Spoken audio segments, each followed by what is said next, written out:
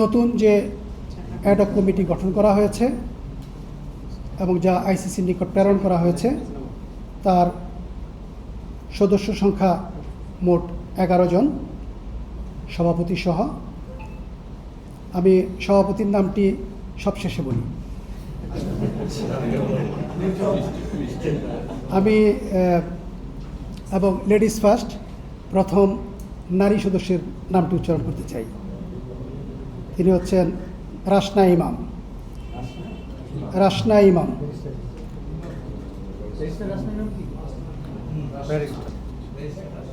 মির্জা ইয়াসির আব্বাস। আমি 11 নম্বর থেকে শুরু করেছি। 9 সৈয়দ ইব্রাহিম আহমেদ। 8 জনাব ইসরাফিল খসরু।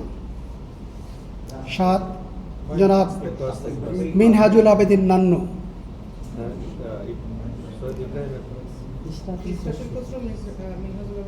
6 নম্বর সদস্য হিসেবে আছেন আথার আলী খান। কমিটিতে 5 নম্বর সদস্য হিসেবে আছেন তানজিল চৌধুরী। 4 সালমান ইস্পাহানি। 3 রফিকুল ইসলাম বাবু। 2 জনাব ফাহিম সিনহা।